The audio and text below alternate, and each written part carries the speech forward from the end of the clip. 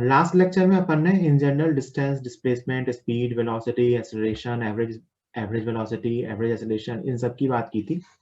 फिर आखिरी में मैंने आपको बताया था कि अपन 1D मोशन ही पढ़ेंगे, है ना। 2D अगला अपना नेक्स्ट टॉपिक आएगा। तो अपन 1D मोशन में बेसिकली क्या सीखेंगे कि पार्टिकल एक स्ट्रेट लाइन के लॉन्ग मूव करेगा। जैसे कि मान लो कहूंगा पार्टिकल एक्स एक्सिस के लॉन्ग मूव करेगा, और हम उसके डिफरेंट डिफरेंट पैरामीटर्स को स्टडी करेंगे, है ना।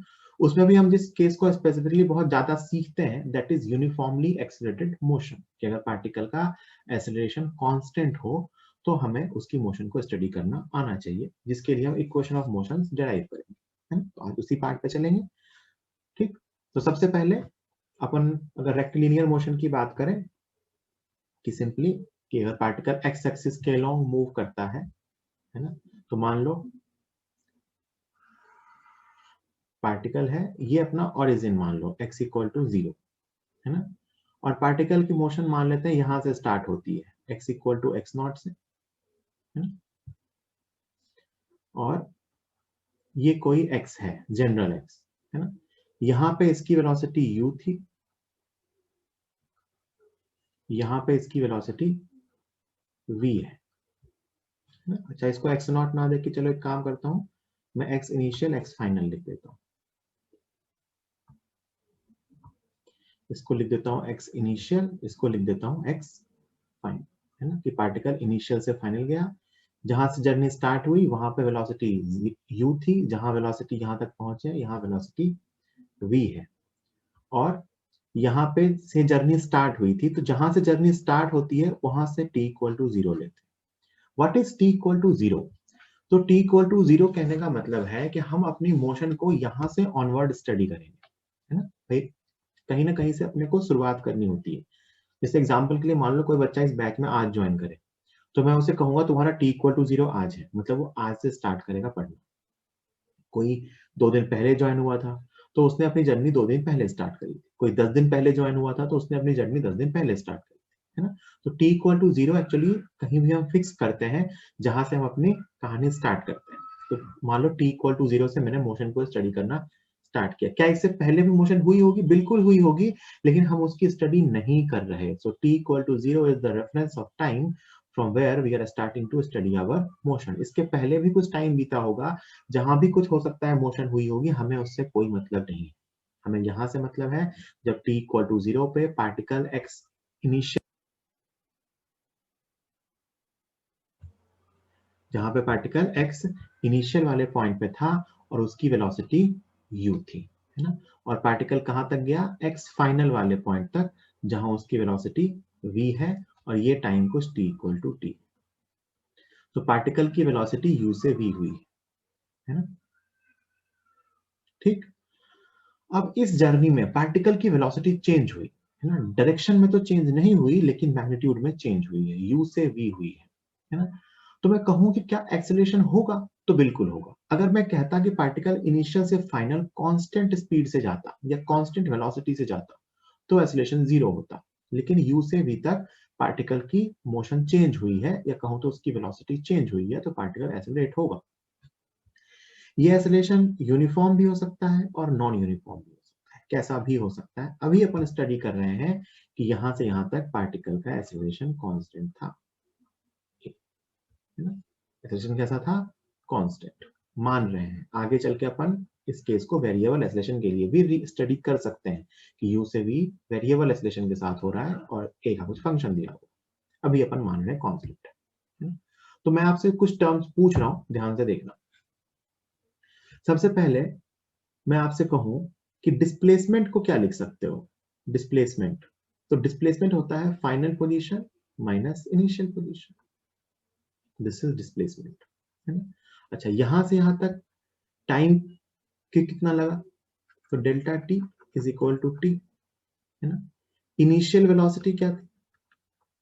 इनिशियल वेलोसिटी, तो इसको u, सबको मैं साइन के साथ लिख रहा हूं, कितना है? Plus u।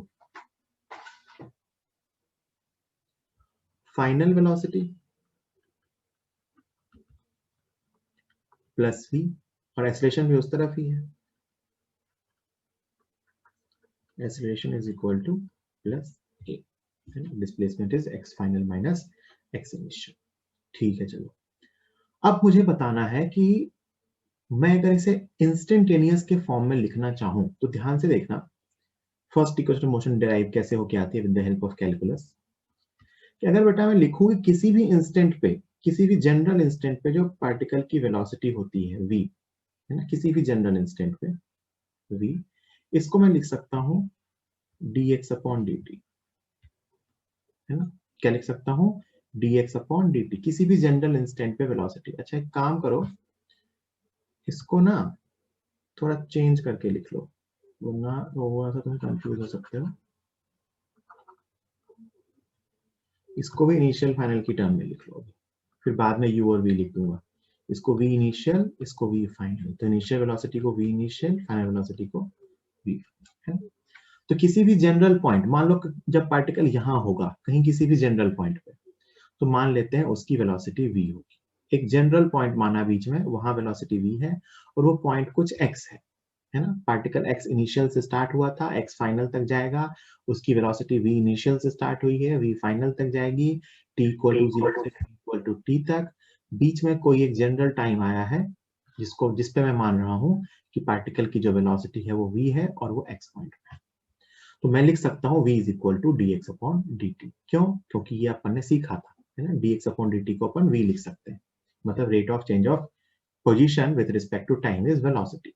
Delta X upon delta T पे अपन ने लिमिट लगाई थी, so this is the instantaneous velocity. ठीक, v को क्या लिख सकते हैं? dx upon dt। और क्या लिख सकते हैं? a को लिख सकते हैं dv अपॉन dt। a को क्या लिख सकते हैं? dv upon dt। और एक एक्सप्रेशन मैंने आपको सिखाया था कि a को लिख सकते हैं v dv अपॉन ds, और यहाँ पे वो x है तो v dv अपॉन dx। तो ये तीन डिफरेंशियल फॉर्म में एक्सप्रेशन हमने सीखे, है ना, कि v को dx अपॉन dt लिख सकते हैं, पहली चीज। दूसरा, a को dv अपॉन dt लिख सकते हैं, और तीसरा, a को v dv अपॉन dx भी लिख सकते हैं किसी जनरल इंस्टेंट। अब मैं इन्हीं तीनों को यूज करके इक्वेशन ऑफ मोशन को डिराइव करने वाला हूं।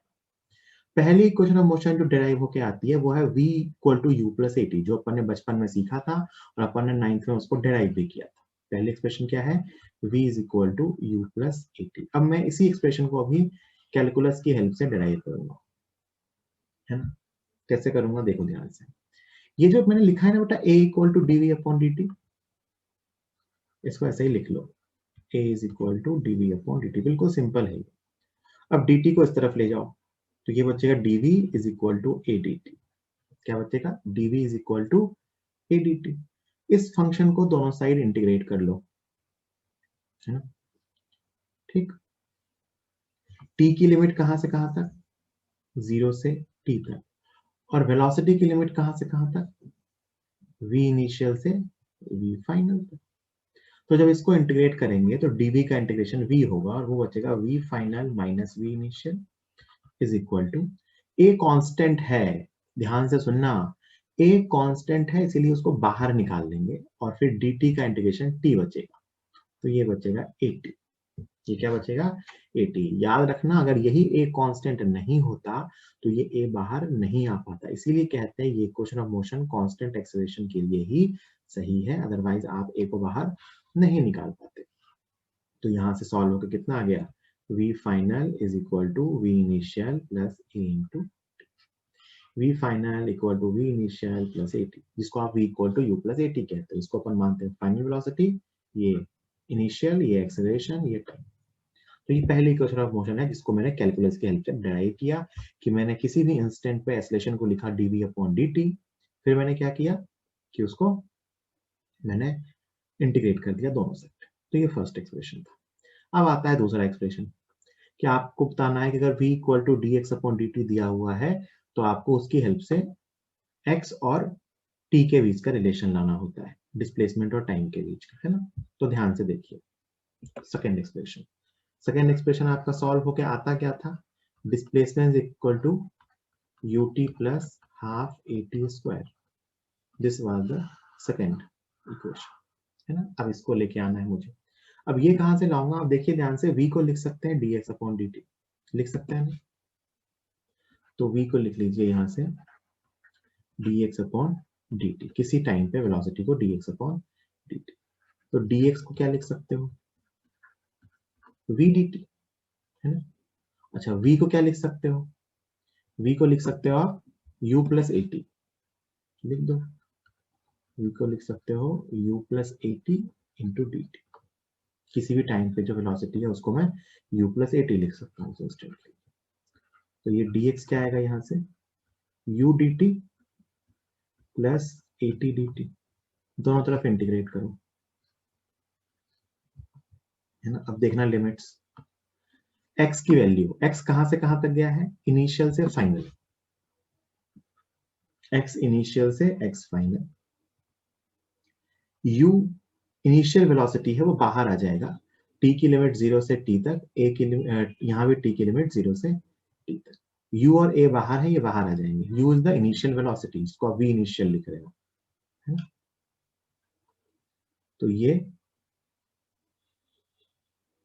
आ गया अपने पास x final minus x initial is equal to, इसको आप लिख सकते हो ut प्लस इसको आप लिख सकते हो हाफ a टी स्क्वायर। ये जो लिखा है ना x final minus x initial, this is displacement, delta x लिख सकते हो या इसी को आप s भी लिखते हो, equal to ut plus half a T square.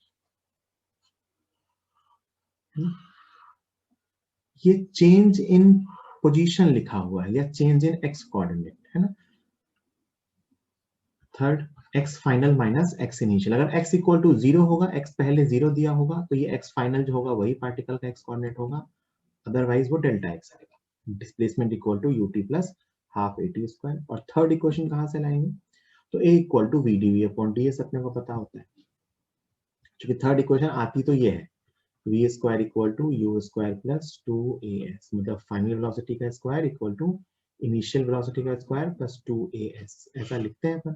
तो ये वेलोसिटी और डिस्प्लेसमेंट के बीच का रिलेशन है, इसीलिए मैं ये एक्सप्रेशन लिख रहा हूँ, v is equal to sorry a is equal to v d v upon d S.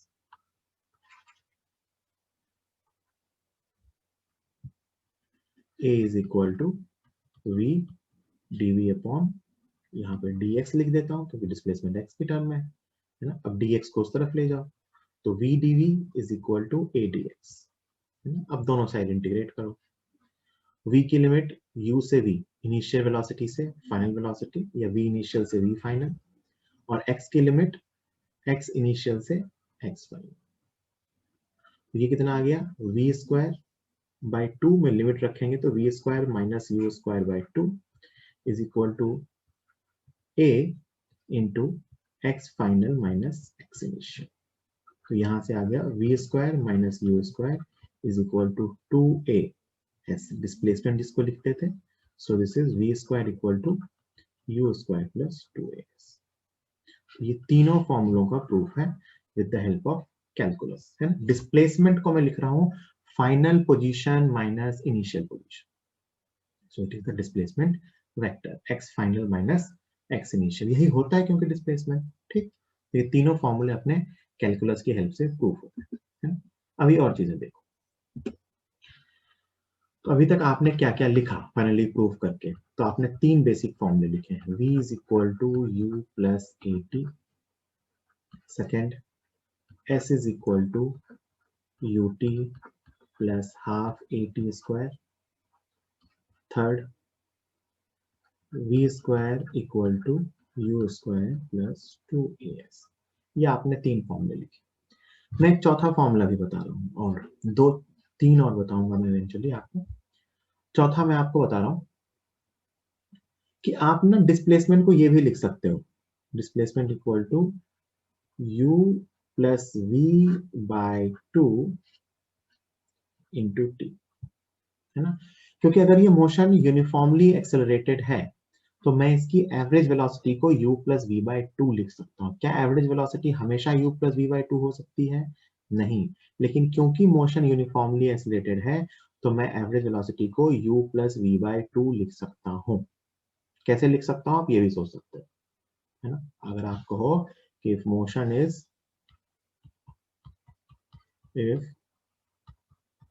motion is uniformly accelerated then average velocity को हम क्या लिख सकते हैं, u plus we by two. सिर्फ इसी केस में लिख सकते हैं और कभी भी नहीं लिख सकते हैं। एक काम करना है, इसको सब लोग खुद से प्रूफ करना, बाकी बहुत सिंपल है। एक तो प्रूफ आप total displacement upon total time से भी निकाल सकते हो कि v square equal to u square plus 2as वाले से, s equal to ut plus half at square वाले से। दूसरा मैंने आपको एक चीज और सिखा रखी है, किसी भी फंक्शन का एवरेज कैसे निकालते हैं, है ना। तो एवरेज वेलोसिटी कैसे निकालेंगे, integration v d t upon integration d t. इस इक्वेशन से भी आप इसका एवरेज निकाल सकते हो, है ना। क्योंकि यूनिफॉर्मली एक्सलेटेड है तो इसके एवरेज को अपन simple u plus we by two लिख सकते हैं, या आप खुद से सब लोग कैलकुलेट करके लाना, ना आए तो मुझे बताना। एवरेज वेलोसिटी का मतलब मैं आपको समझा चुका हूं। आपको जैसे भी प्रूफ करना आता हो, ग्राफिकली कैलकुलस की हेल्प से एवरेज निकाल के, total displacement upon total time करके, कैसे भी लिखो, आपको ये लिख के लाना है कि खुद से एवरेज वेलोसिटी को मैं u plus we by two लिख सकता हूँ। ये तभी लिख सकता हूँ जब मोशन कैसी होगी, यूनिफॉर्मली एक्सीलरेटेड। तो मैं यहाँ से डिस्प्लेसमेंट को क्या लिख सकता हूँ, एवरेज वेलोसिटी इनटू टाइम। पांचवा एक और लिख सकता हूँ, ध्यान से देखना, s इज इक्वल टू, ये जो u है ना, ये u को आप v माइनस ए टी लिख देना। इस u को, दूसरी जो इक्वेशन है ut plus half a t square, इसको आप क्या लिख देना, v माइनस ए टी।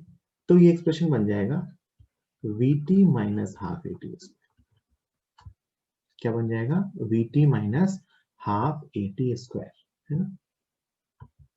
और एक एक्सप्रेशन जो अपन आगे भी प्रूफ करेंगे वो है छठी, किसी भी nth सेकेंड में travel distance sn equal to u plus a by two into two n minus, इसको प्रूफ करेंगे। ये इंपॉर्टेंट है, नया आया है। पांचवा ज्यादा काम नहीं आता है, बट कई बार अगर आता हो तो इजीली हो जाता है। फर्स्ट सेकंड थर्ड तो बचपन से रटे हुए हैं, कई बार ये फोर्थ भी डायरेक्टली काम आ जाता है कि डिस्प्लेसमेंट को initial velocity plus final velocity bye 2 into time लिख सकते हैं। इन पांचों एक्सप्रेशन में एक बहुत ही जादुई चीज देखो, सब में चार चार टर्म्स है। अच्छा, ये सब जो रिलेशंस हैं, अगर छठे को छोड़ दो, उसमें एन आ गया जो टाइम को रिप्रेजेंट कर रहा है, एक्चुअली इसमें टाइम है। एक से पांच तक के सारे एक्सप्रेशन को अगर आप देखो तो वो इनके बीच का एक्सप्रेशन है, u v a s और t। मतलब initial velocity, final velocity, acceleration, displacement और टाइम, इनके बीच का रिलेशन है। और हर पांचों में से 1 2 3 4 या 5 पांचों में से इनमें से कोई ना कोई एक नहीं है। जैसे पहले वाले में डिस्प्लेसमेंट नहीं है, दूसरे वाले में v नहीं है, तीसरे वाले में t नहीं है, चौथे वाले में a नहीं है, पांचवे वाले में u नहीं है, है ना। सब में चार चार एक्सप्रेशन है, पांचवे में सब में क्या क्या है, चार चार एक्सप्रेशन है।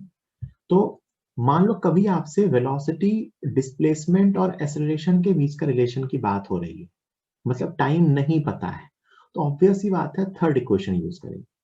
कर तो दूसरे तरीके से भी सकते हैं कि पहले फर्स्ट निकाल लें, फिर सेकंड निकाल लें और फर्स्ट और सेकंड को साथ यूज करें। बट अगर थर्ड से काम आसानी से हो रहा है तो फर्स्ट या थर्ड यूज करेंगे। तो क्वेश्चन में ये देखना होता है कि कौन सी इक्वेशन लगाना सबसे आसान है। कैसे देखेंगे, तो क्वेश्चन में हमें क्या क्या दे रखा है, उसके हेल्प से कौन सी इक्वेशन अपने को सिलेक्ट करनी है। नाइन्थ में अपन ने खूब प्रैक्टिस की होती है, कुछ क्वेश्चन अपन यहाँ भी करेंगे। बस ध्यान रखना कि जो एक्सप्रेशन आपको यूज करना सबसे आसान है, मान लो किसी क्वेश्चन में एक्सेलरेशन नहीं दे रखा है और u v t दे रखा है और डिस्प्लेसमेंट पूछा है, तो एक मेथड तो है कि अपन एक्सेलरेशन निकाल लें v is equal to u plus A t के हेल्प से, फिर उसका सेकंड एक्सप्रेशन में थर्ड में रख के आंसर लाएं। और किसी को ये याद आ गया ना, सीधा यहीं से लिख सकते हैं, तो सीधा क्या लिखेगा, u plus we by two into T.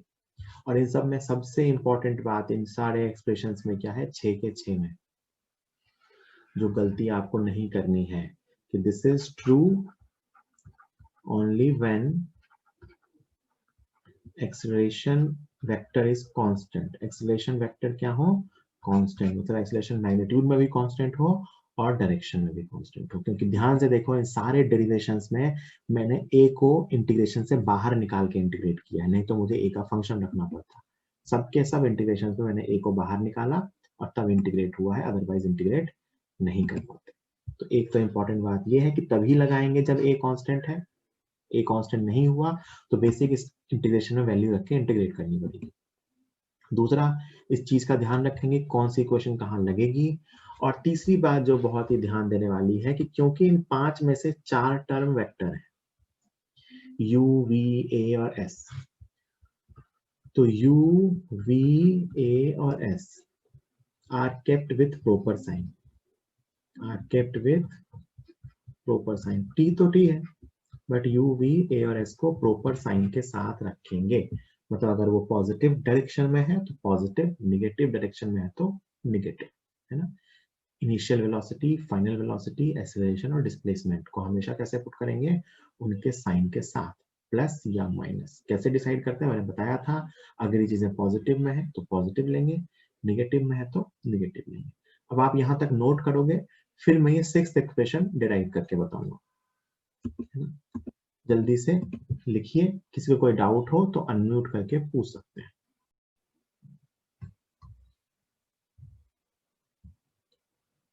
ठीक, आई होप आप सबने लिख लिया होगा। अब अपन पहले अपनी 6th इक्वेशन को डिराइव करेंगे। तो पहले उसका क्वेश्चन लिख लेते हैं एक तरीके से। If a particle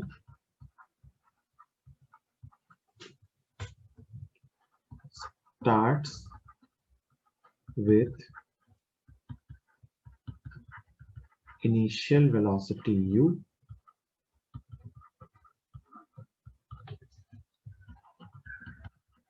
with constant acceleration a, then prove that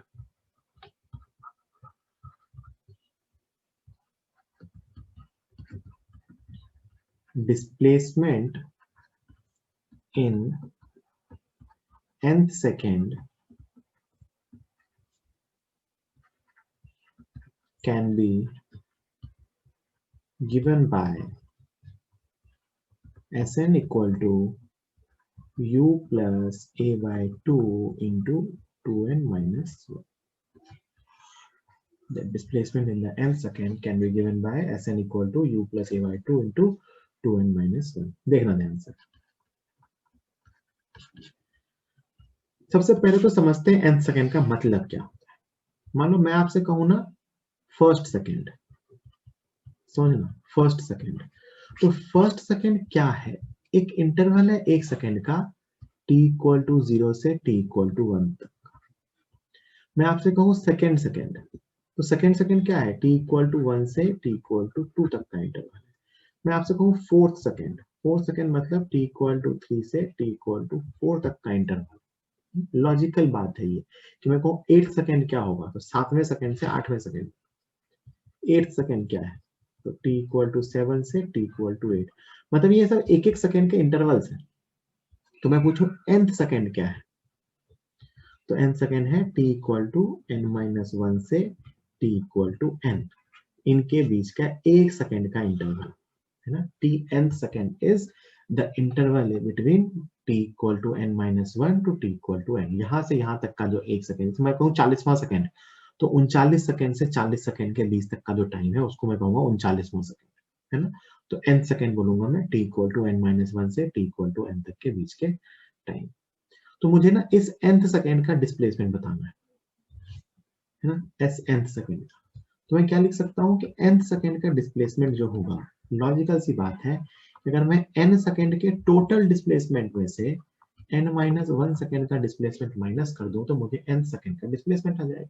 जैसे एग्जांपल, मुझे 5th सेकेंड का बताना है। 5th सेकेंड मतलब t इक्वल टू 4 से t इक्वल टू 5। यही से लॉजिक आता है कि अगर मैं 5 सेकेंड के टोटल डिस्प्लेसमेंट में से 4 सेकेंड का डिस्प्लेसमेंट माइनस कर दूं तो मुझे 5th सेकेंड का डिस्प्लेसमेंट मिलेगा। मैं बोलूं 40वें सेकेंड का डिस्प्लेसमेंट, तो मैं अगर 40 सेकेंड के टोटल डिस्प्लेसमेंट में से 39 सेकेंड का टोटल डिस्प्लेसमेंट माइनस कर दूं तो मुझे 40वें सेकेंड का डिस्प्लेसमेंट मिल जाएगा, है ना।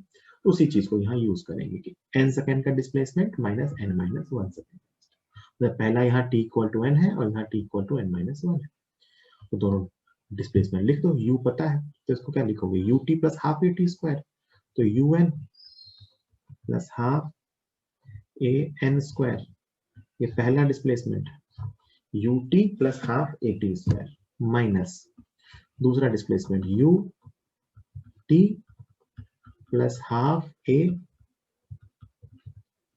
T square, ut plus half a t square के दो एक्सप्रेशन बने। आप जब इनको सॉल्व करोगे ध्यान से देखो, ये un और यहाँ एक un बनेगा, प्लस माइनस कैंसिल हो जाएगा, तो वो टर्म u बनेगी और ये बचेगा a बाई 1/2a या a बाई 2, और जो दूसरी वाली टर्म है वहां पे n स्क्वायर है और यहाँ बचेगा ये n minus one square, n square minus n minus one square. इसको जब आप ओपन करेंगे तो n square minus n square करके तो सॉल्व हो क्या आएगा, u plus a by 2 into 2n minus 1। This is the displacement of nth second, u plus a by 2 into 2n minus 1, जहाँ n क्या है, इसे मैं कहूंगा फिफ्थ सेकेंड, तो n की वैल्यू 5 रखेंगे, n की वैल्यू क्या रखेंगे 5। जल्दी से इसको नोट कीजिए फिर आगे चलेंगे। किसी को कोई डाउट है तो चैट पे लिख के या अनम्यूट करके पूछ सकते हैं।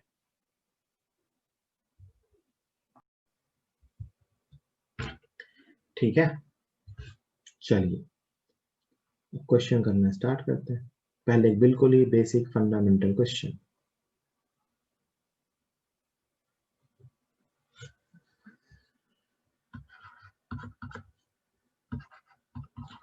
Car starts from rest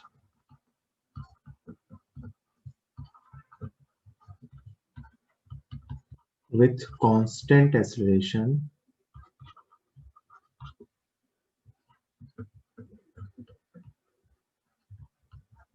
of 2 meter per second square. Find distance traveled and speed of the car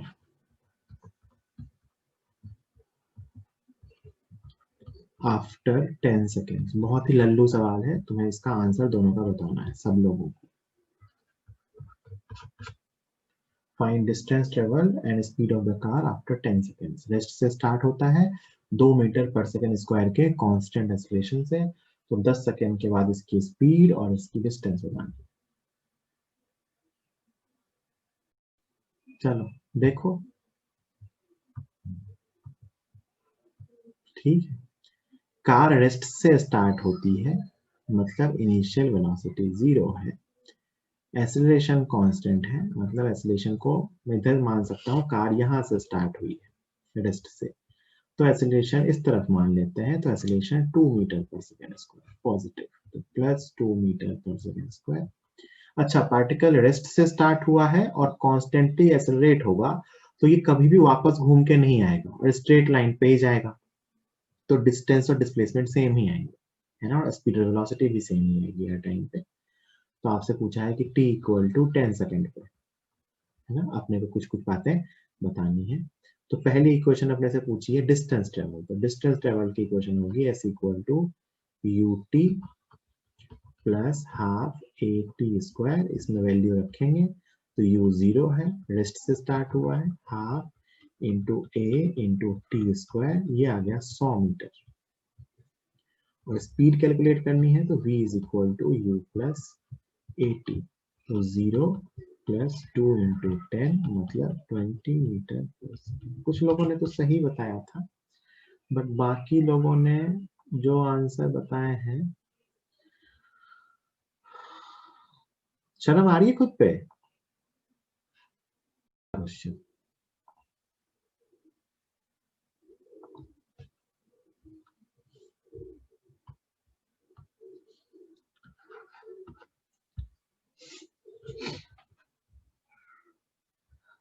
थोड़ा सा क्वेश्चन का स्टैंडर्ड बढ़ा देता हूँ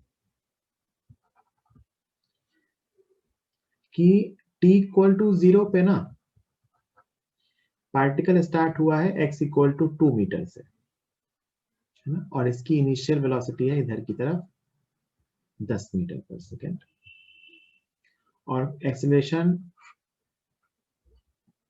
इधर की तरफ है 2 मीटर पर सेकेंड स्क्वायर, है ना।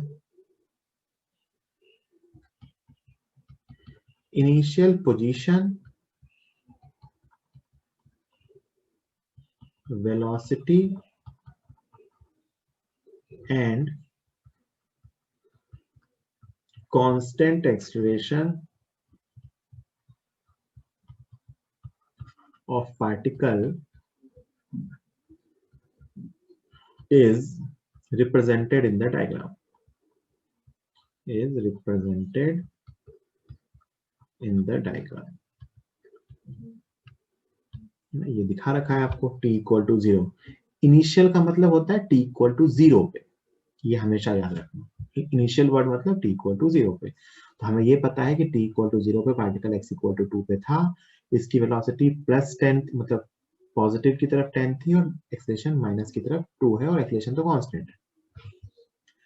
फाइंड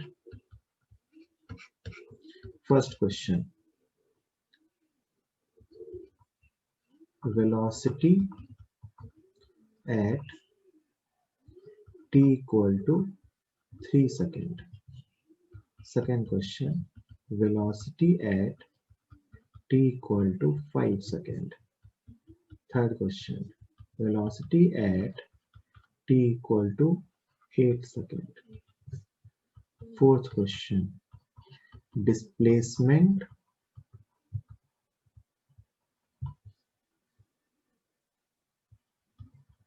after कितना 4 seconds। पांचवा, डिस्प्लेसमेंट आफ्टर 12 सेकेंड्स। ये 5 क्वेश्चन, आपको पांचों के आंसर बताने हैं। लिखने की जरूरत नहीं है, क्वेश्चन सॉल्व करके आंसर लिखो। एक एक करके अपन इसको डिस्कस करते हैं। सबसे पहले सब लोग फर्स्ट का आंसर बताओ, नहीं आंसर लिखो, चलो फर्स्ट का आंसर लिखो चैट बॉक्स में। सब लोग फर्स्ट का आंसर सब लोग लिखो साइन के साथ। साइन का ध्यान रखना है भाई, साइन के साथ ही लिखना है। फर्स्ट का आंसर साइन के साथ।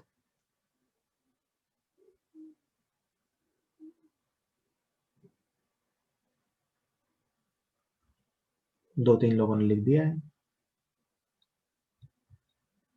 सब लोग सॉल्व कर ले।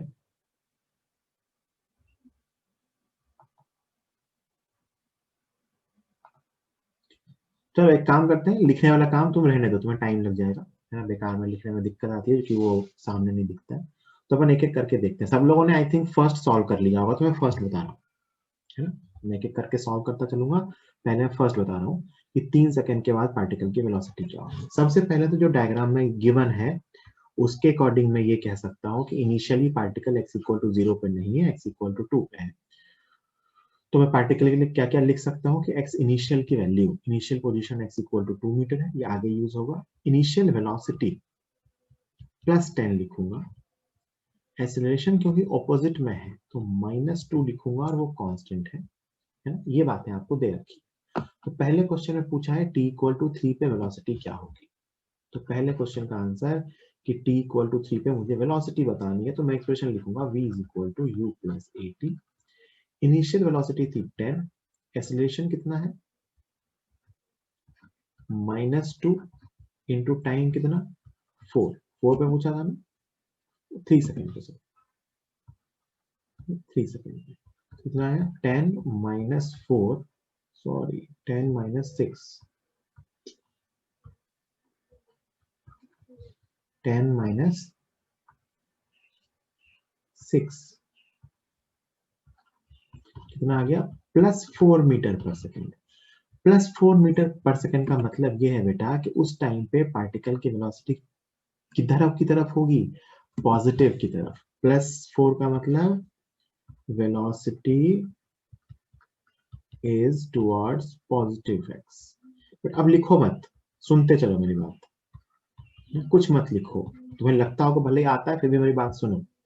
तो t इक्वल टू 0 पे पार्टिकल की वेलोसिटी कहाँ गई, +4 मतलब पॉजिटिव एक्सेलरेशन की तरफ। सेकेंड क्वेश्चन, सेकंड क्वेश्चन में हमसे पूछा गया है टी इक्वल टू 5 सेकंड में वेलोसिटी क्या होगी। फिर से यही क्वेश्चन लिखेंगे, v is equal to u plus 80, so 10 is equal plus -2 into 5, ये आ गया 0। मतलब particle comes at rest, particle comes at rest for a moment, for a moment, particle एक मोमेंट के लिए रेस्ट पे आ गया। Third question, t equal to 8 second पे, तो v is equal to u plus 80, so it is 10 plus -2 into 8, so it is -6 meter per second। -6 का मतलब towards negative x direction, towards negative x direction। चौथा चौथा है displacement after 4 second, 4 second के बाद displacement. तो डिस्प्लेसमेंट क्या होता है, यू डिस्प्लेसमेंट लिखना होगा, डिस्प्लेसमेंट है ना, ut plus half AT square, तो इसमें एक्स इनिशियल की जरूरत नहीं है क्योंकि डिस्प्लेसमेंट पूछा गया है। तो u, सबको मैं t इक्वल टू 0 से सॉल्व कर रहा हूँ, तो u इंटू 4 सेकेंड में पूछा था ना, हाँ, u into T plus half into a into t square. कितना आया यहाँ से, 40 माइनस 16, मतलब 24 मीटर पॉजिटिव में। कहाँ आया डिस्प्लेसमेंट, पॉजिटिव में। पॉजिटिव डिस्प्लेसमेंट आने का मतलब पार्टिकल स्टार्टिंग में कहाँ था, x इक्वल टू 2 पे, तो आपको पता चला कि t इक्वल टू 4 तक डिस्प्लेसमेंट कितना हो चुका है, +24, मतलब पार्टिकल कहाँ पहुंच चुका है, x इक्वल टू +26 पे। दिस इज डिस्प्लेसमेंट +24 मीटर, मतलब राइट की तरफ 24 मीटर, मतलब पार्टिकल यहाँ तक पहुंच गया। और पांचवा डिस्प्लेसमेंट 12 सेकेंड पे, तो s is equal to ut plus half into acceleration into t square. ये कितना आ रहा है यहाँ से, 120 माइनस 144, कितना आ गया, -24 मीटर। कितना आया, -24 मीटर। -24 का मतलब ध्यान से सुनना, पार्टिकल x इक्वल टू 2 पे था पहले, और डिस्प्लेसमेंट कितना हुआ, -24 मीटर। कितना हुआ, -24, मतलब इस तरफ 24। तो अगर 2 से पीछे की तरफ 24 गए, -24, तो कहाँ पहुंच जाएंगे, x इक्वल टू -22 मीटर पे। कहाँ पहुंच जाएंगे, x इक्वल टू -22 मीटर पे। इधर की तरफ -24 मीटर, तो x इक्वल टू +2 से स्टार्ट हुए थे और पीछे की तरफ आए 24, तो कहाँ पहुंचेंगे, x इक्वल टू -22 पे। कहाँ पहुंचेंगे, x equal to -22 metre. So this is final position. लेकिन आपसे पूछा क्या था, डिस्प्लेसमेंट, तो अपना आंसर तो -24 है। तो मैंने डिफरेंट डिफरेंट टाइम पे बता दिया कि पार्टिकल कहाँ था। तो अगर मैं एक तरह से देखो, देखो क्या हो रहा है कि t इक्वल टू 4 पे पार्टिकल कहाँ पहुंच गया था, x इक्वल टू +26 पे कहाँ पहुंच गया था। अगर मैं बात करूं तो देखो, ये कौन सा टाइम था, t इक्वल टू 0। ये कौन सा टाइम था, t इक्वल टू 4। ये कौन सा टाइम था, t इक्वल टू 12। तो t इक्वल टू 0 पे पार्टिकल 2 पे था, t इक्वल टू 4 पे पार्टिकल x इक्वल टू +26 पे पहुंचा, फिर t इक्वल टू 12 पे पार्टिकल -22 में पहुंचा, मतलब पार्टिकल वहां से आगे भी गया और फिर घूम के वापस गया। तो ये इन जनरल अपने को जो कैलकुलेट करने को कहा गया था वो अपन ने कैलकुलेट किया। अब अपन आगे एक ऐसा ही क्वेश्चन और लेंगे जिसमें मैं पार्टिकल की पूरी मोशन को डिस्क्राइब करके बताऊं हो क्या क्या रहा है ना। जल्दी से इसको नोट कीजिए, कोई डाउट हो तो पूछ लीजिए। बट उसको सीखने से पहले अपन दो छोटे छोटे से कंसेप्ट सीख लेते हैं, है ना। वैसे तो वो कंसेप्ट कोई कंसेप्ट नहीं है, क्वेश्चन है, बट कई बार ना बहुत काम आ जाता है।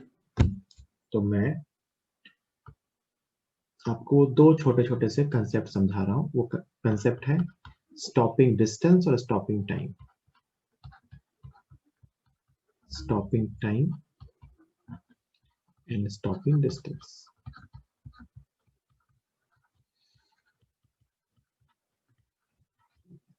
मान लो बेटा कोई कार है ना, वो कहीं जा रही हो, एक कार है,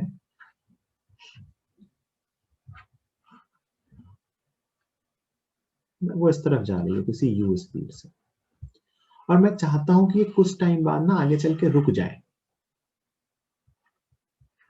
तो मुझे ब्रेक्स लगाने होंगे, ऑब्वियस सी बात है। कार कार के शेप पे मुझे ना जैसे शेप चेंज हो गया, मैं चाहता हूं कि कार रुक जाए, तो आपको कहोगे सर इसके लिए आपको ब्रेक लगाना पड़ेगा, है ना। यहाँ से यहाँ तक की डिस्टेंस कुछ एस डिस्टेंस चल के ये रुकेगी, और मान लो t इक्वल टू 0 से ये स्टार्ट हुआ था, तो ये कुछ t equal to t time पे जाके रुक जाएगा, है ना। तो ब्रेक लगाने का मतलब मैं इसकी स्पीड को कम करूंगा, मतलब एक तरह से इसका रिटार्डेशन होगा, मतलब इसका एक्सेलरेशन इस तरफ होगा, नेगेटिव।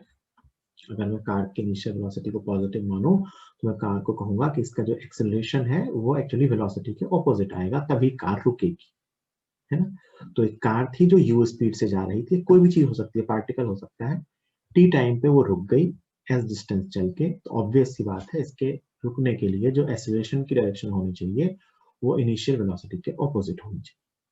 तो ये जो डिस्टेंस होती है इसी को बोलते हैं स्टॉपिंग डिस्टेंस, और ये जो टाइम होता है इसी को बोलते हैं स्टॉपिंग टाइम, है। अब अगर मैं इसको लिखूं, तो आप स्टॉपिंग टाइम कैसे निकाल सकते हो? तो स्टॉपिंग टाइम के लिए आप लिखोगे बेटा v is equal to u plus A t, equation होती, तो v जीरो है, u तो u है, एक्सेलरेशन को मैं साइन के साथ रख दे रहा हूं, तो माइनस ए इंटू टी हो जाएगा, है ना। मतलब अगर एक्सेलरेशन -5 मीटर पर सेकेंड स्क्वायर है, तो a की वैल्यू 5 है, तो यहां से t कितना आ गया, u अपॉन ए, t कितना आ गया, u upon a, this is stopping time, इतने टाइम के बाद रुकेगी, where u is the initial speed and a is the magnitude of acceleration, यानी कि एक और साइन के साथ रखेंगे, एक और साइन के साथ यहां रख दिया है, अब सिर्फ a की वैल्यू है। एंड सिमिलरली है स्टॉपिंग डिस्टेंस, तो स्टॉपिंग डिस्टेंस कैसे निकालेंगे, फाइनली रुक गई, तो v square equal to u square plus 2as, ये हम जानते हैं, रुक गई मतलब 0 is equal to u square minus 2as, तो स्टॉपिंग डिस्टेंस आ रही है u square upon 2a, u square upon 2, this is stopping distance, this is stopping time. याद रखना, अब यहाँ कल को तुम ये मत कहना सर हमने तो ना a को भी साइन के साथ रख दिया फाइनल रिजल्ट में, नहीं, आपने a को साइन के साथ ऊपर रख दिया है, फिर ये रिजल्ट आया है ना। तो आपने को सिर्फ वैल्यू से मतलब है, कितनी दूर चल के रुकेगी और कितने टाइम में रुकेगी। अब ये क्यों किया कैलकुलेट से, तो सिंपल चीज, ये इसलिए किया, कई बार क्वेश्चन में कैसा क्वेश्चन दिया होता है, सुनना, ऐसा दिया होगा ना कि कार है जिसकी स्पीड मान लो 10 मीटर पर सेकंड है, और ब्रेक लगने के बाद ये 2 सेकंड में रुक गई, तो अगर इसकी स्पीड 15 मीटर पर सेकंड होती, तो ये कितनी दूर चल के रुकती, है ना। ऐसे एक स्पीड पे स्टॉपिंग टाइम स्टॉपिंग डिस्टेंस दे देगा, और फिर दूसरे स्पीड पे पूछेगा। तो आप अगर ये सीधे यूज नहीं करोगे, तो आप कहोगे कि आप पहले तो ए निकालोगे, फिर उस ए को दूसरे में रखोगे और सॉल्व होके आएगा। यहां से मैं सीधा कह सकता हूं कि T1 upon T2 is equal to u1 upon u2, stopping time initial velocity के प्रोपोर्शनल होता है, और स्टॉपिंग डिस्टेंस इनिशियल वेलोसिटी के स्क्वायर के प्रोपोर्शनल होता है, s1 upon s2 is equal to u1 square upon u2 square, और ये मैंने तब लिखा है इफ a इज कांस्टेंट, मतलब अगर कार की ब्रेकिंग जो कांस्टेंट है, जो कहते हैं कि assume that the car brakes of the car give constant retardation, तो अपन कहेंगे कि अगर a कांस्टेंट है, कार के ब्रेक कांस्टेंट रिटार्डेशन देते हैं, तो जो स्टॉपिंग टाइम होता है वो इनिशियल वेलोसिटी के प्रोपोर्शनल होता है, और जो स्टॉपिंग डिस्टेंस होती है वो इनिशियल वेलोसिटी के स्क्वायर के प्रोपोर्शनल होता है। अब इसका फायदा देखना, मैं तुम्हें क्वेश्चन करके दिखाता हूँ। तुमसे कहा गया है कि अगर u1 40 किलोमीटर पर आवर था, तो स्टॉपिंग डिस्टेंस जो थी वो 10 मीटर थी, तो अगर u2 50 किलोमीटर पर आवर है, तो स्टॉपिंग डिस्टेंस क्या होगी। अब सुनना, अगर तुम ये रिलेशन सीधा यूज नहीं करोगे, तो तुम क्वेश्चन कैसे करोगे, है ना। दीज आर स्टॉपिंग डिस्टेंस, सुनना मेरी बात, बहुत मजा आएगा। पहले तो तुम कहोगे सर ये स्पीड ना किलोमीटर पर आवर में है, तो मैं इसे चेंज करता हूँ मीटर पर सेकंड में, और देखो वो अच्छा वाला डेटा नहीं है जो 18 से कैंसिल होता है, तो तुम उसको कुछ चेंज करके लाओगे। फिर तुम्हें इनिशियल वेलोसिटी पता चलेगी, फाइनल वेलोसिटी तुम्हें पता है 0 है, तुम्हें डिस्प्लेसमेंट पता है, तुम वहां से ए निकालोगे पहले एक्सप्रेशन से, u1 और s1 को यूज करके तुम ए निकालोगे, और फिर उस ए को तुम दूसरे में रखोगे, फिर उतनी मेहनत लगेगी और फिर s2 आएगा। लेकिन अगर तुम ये जानते हो, तुम बेटा सीधा लिखोगे s1 अपॉन s2, और देखो ध्यान से इसको चेंज करने की जरूरत भी नहीं है। क्यों? क्योंकि ऊपर तुम जिस फैक्टर से मल्टीप्लाई करके चेंज करोगे, नीचे भी उसी फैक्टर से मल्टीप्लाई करके चेंज करोगे। मान लो ऊपर कुछ k से मल्टीप्लाई हुआ, तो नीचे भी k से मल्टीप्लाई होगा, है ना? तो इसमें ना स्पीड की यूनिट भी चेंज करने की जरूरत नहीं है, बस वो दोनों सेम यूनिट में होने चाहिए, ऊपर नीचे। बस आंसर आ गया, u1 स्क्वायर मतलब ये 40 स्क्वायर बटा 50 स्क्वायर। आप किलोमीटर पर आवर में ही इसको रख सकते हो, क्योंकि आप इसको मान लो ऊपर वाले को मीटर पर सेकंड में चेंज करते हैं, तो नीचे वाले को भी करते हैं। ये मीटर में है, तो ये अपने आप मीटर में आ जाएगा। ये आ गया यहाँ से 16/25। तो यहाँ से S2 की वैल्यू आ रही है 250/16, मतलब 125/8 मीटर। सीधा आंसर आ जाता, अदरवाइज आपको पूरा का पूरा वापस सॉल्व करना पड़ता, है ना? ये फायदा है, अगर ये अपन सोच के रखें कि स्टॉपिंग डिस्टेंस u²/2a होती है और स्टॉपिंग टाइम जो होता है वो u/a होता है, तो कई बार अपना जीवन आसान हो जाता है। इसलिए ये कंसेप्ट मैंने आपको अलग से पढ़ा दिया, ठीक है? तो इसको जल्दी से नोट कर लीजिए, और कोई डाउट हो तो पूछ लीजिए। आज का लेक्चर अपन यहीं फिनिश कर रहे हैं। Thank you.